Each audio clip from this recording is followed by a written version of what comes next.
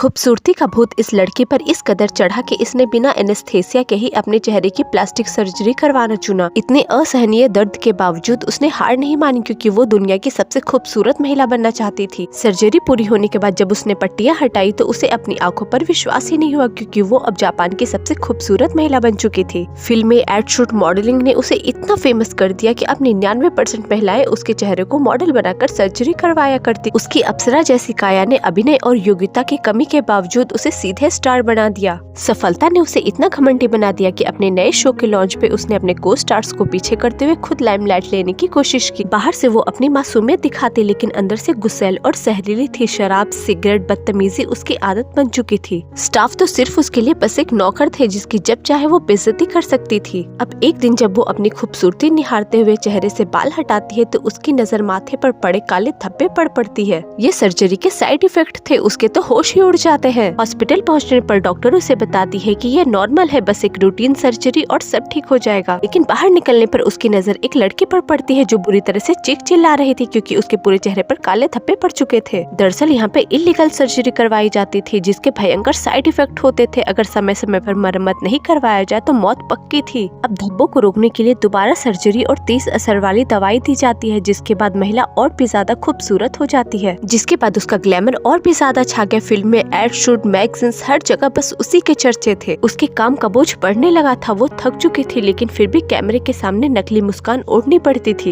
एक दिन उसका डर दोबारा सच हो गया। गाल पे काला धब्बा, माथे का धब्बा और बढ़ गया और उसका चेहरा सड़ने लगा था। अब दुखी मन से वो दोबारा ऑपरेशन टेबल पे लेट गई और सर्जरी के बाद एक बार फिर से लोगों के सामने मंच पर आकर छोटी मुस्कान फैलाने लगी, ताकि अपने महंगे इलाज का खर्च उठा सके। बहन से मिलने के लिए भी उसे मैनेजर की परमिशन लेनी पड़ती थी। बहन से मिलने के बाद उसे पता चला कि मैनेजर ने तो कभी घर पर पैसे भेजे ही नहीं, वो तो सिर्फ उसके लिए कमाई का जरिया थी।